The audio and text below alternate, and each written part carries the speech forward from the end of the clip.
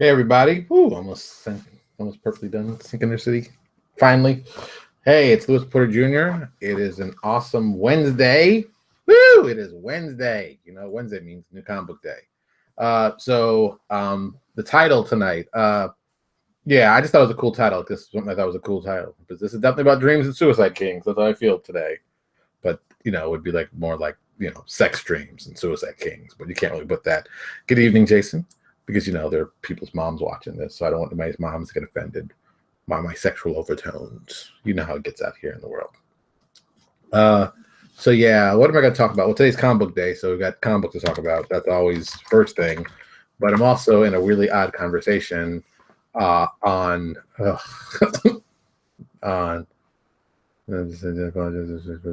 Oh my God. Okay, so. So what I'm writing here is an email back because I'm still trying to get the book printed from Lightning Source. And, miscommunication is really what causes the most problems in life. Let me just tell you, miscommunications. Just miscommunications. And I don't blame anyone for it. It's just, it's just things happen. Things happen badly, so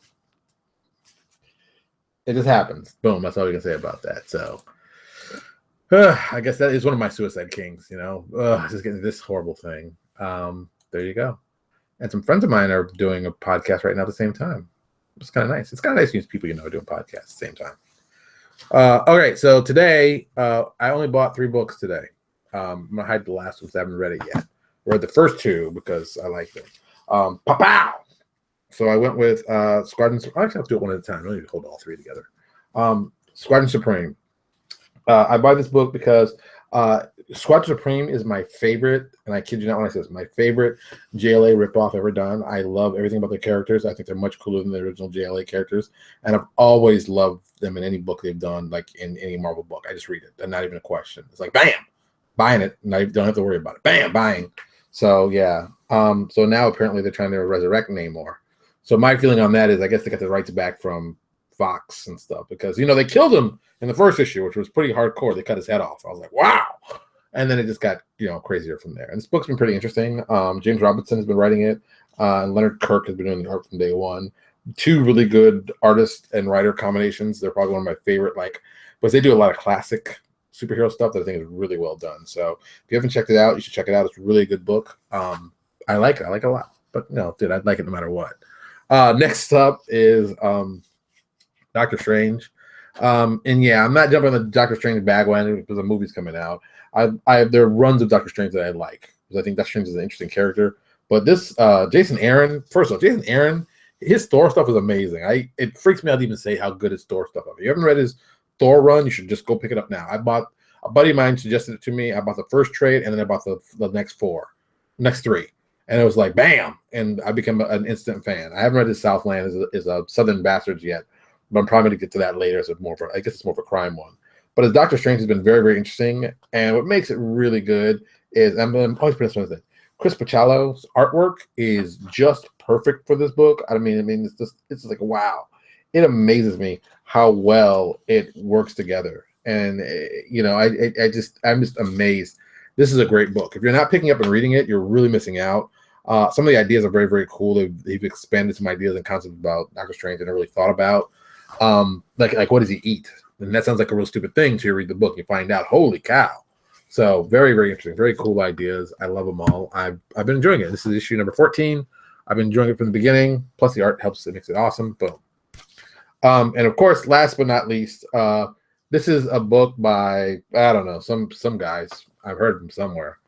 I mean, I think the writer has done some stuff with this guy, Eric Mona. Maybe you heard about him. He's done some stuff. Yeah. So he's been writing this book, and I only got like 4 pages in. But I will say this: what I do appreciate is that they have a little poster inside that I have, and on the back of the poster, they have, you can't really see it that well, but I haven't opened it up. On the back of the poster, they have a little pull-out map that you can place. Let's see what's stat. Oh, you're wondering, I got this cover. I like this cover. This is the cover I saw I liked. There's 4 different covers for this one. Yeah, actually, boom. I think it's the 4 different covers. Yeah, 4 different covers. Let me show it to you. So hard to do the both. You probably have to do this real quick. Okay, up and then down. Okay, real quick. Was that my volume? Oh, I didn't turn on my volume. I might have been echoing. I didn't even realize it. Oh well. Those things happen. So yeah, I got the cover A by Riley Brown. I like this cover. It's a cool cover. I like cool covers. And I haven't read it so far, but in the back, which I always think is kind of interesting, you always have dun, dun, dun, dun, dun, dun. Oh, snap. They have like cool stats. So apparently, I'm gonna Eric Mona, since his name's on it, there are stats for a Green Martian racial trait. So if you ever want to play Green Martian and Pathfinder, there is stat blocks for it. So boom, the whole race, very cool. And firearms and weapons. So boom. Check it out. It's very cool. I think it's very cool. I like cool stuff like that. So that's kind of cool. I'll be reading that and stealing some ideas because that's what I do best. I like to read and steal ideas. So there you go. And that's it. And most other books today I've been not very impressed with. They've been like blah. They've been boring me. Blah blah blah blah blah. It's kind of sad when I get those things like that. It hurts me a little bit. I was hoping for a little more, excitement and excitement. I was hoping for more excitement. I was hoping for more excitement. It just happens. But that's about it. That's all I picked up. It's like, okay, well, here's something cool that I have just near me. I thought it'd be kind of cool if you haven't seen it. And I can tell you I got inspired. Something cool happened. So I have a copy of this by my desk that usually is around. I bought this years ago. This is from 1983.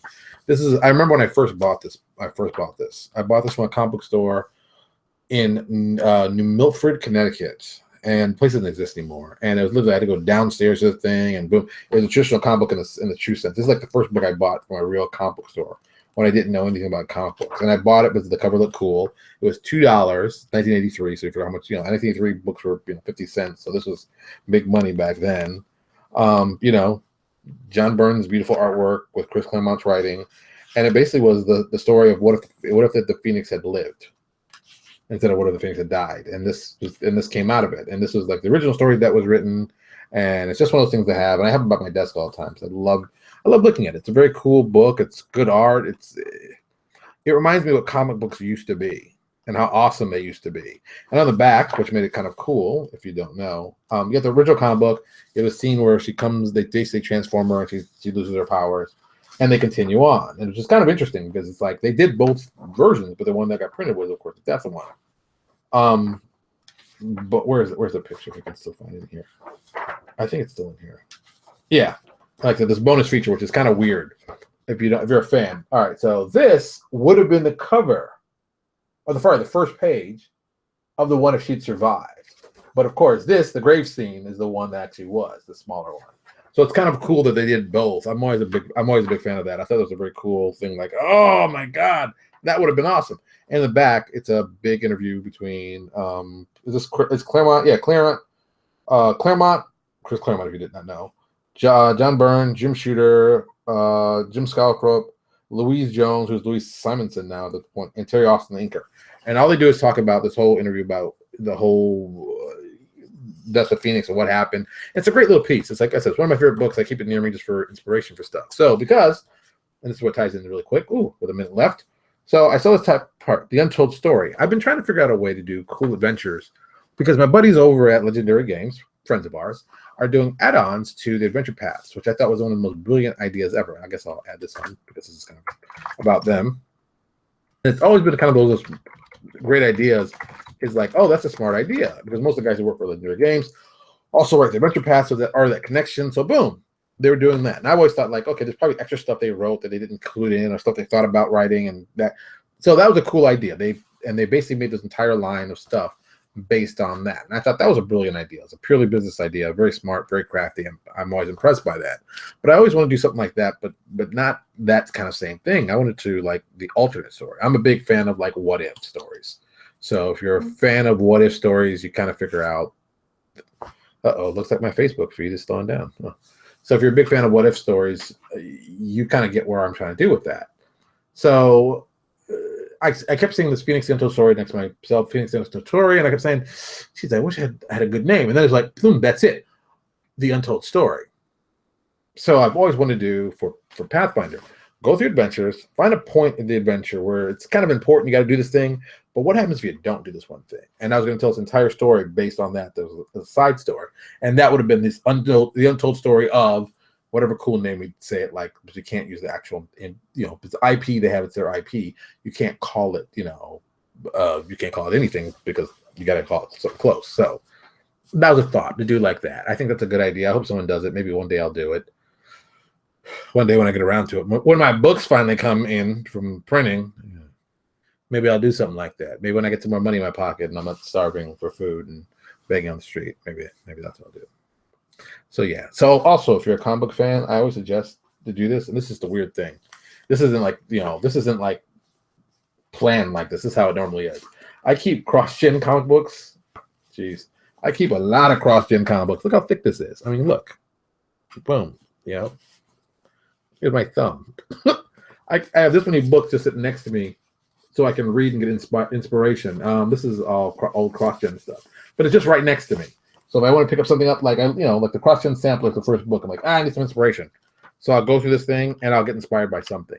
I'm like notorious for that. I don't know why that happens to me, but that's just the way I am. So keep your inspiration close. I also have my Ink magazine, which I haven't read this month, which the new one's about coming very soon. I really need to read this one because it's kind of late in the month. That's what happens. So these things happen. Hey, Jeff. See, look, Jeff just came on. I'm about to leave, Jeff. I know Jeff Lee, our lovely writer at Infinite Dungeon, has been working hard. Not today, though. I heard he's been slacking today, so I'm making fun of him on a live video. That makes it fun for me. So there you go. All right. Tomorrow's Thursday. We may or may not have a show tomorrow because I've got to take Lucas into the hospital. Don't worry, it's nothing serious. He's actually just getting his eyes checked, but because of Lucas is so special, we have to put him under anesthesia. There's a whole big rigmarole with that. So I'm hoping we'll be back at a regular time to do the show. I'm sure it'll be about something interesting. I don't know exactly what the show's going to be about, but it's going to be something cool. Oh, yes, and before I get... Yeah, see, I did freeze up. I knew something was going on.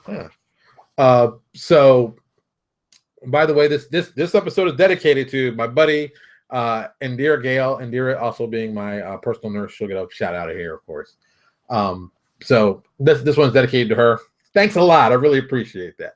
She'll know what I'm talking about. All right, I'm getting out of here. I'm gonna go relax. I'm gonna finish up some stuff. Oh, before I forget, also, those who are enjoying Infinite Dungeon, thank you so much. We had like a big, well, I guess big for us. We had 5 people sign up on one day. That was big for us. And it brought us over we're at like $123 right now.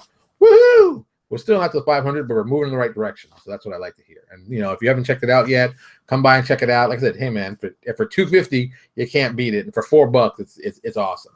And I cannot wait to just keep the rooms keep evolving. Stuff keeps coming out. I'm enjoying this part very much. It's kind of weird how much I am enjoying this, but I do enjoy this very much. All right, I'm getting out of here. You all have a good night. Go kiss your mom. She probably misses you. And as always, you know, boom. YouTube guys, come over here, subscribe. We need those subscriptions. It's good for us. I'll talk to you all later. You all have a good evening. Bye.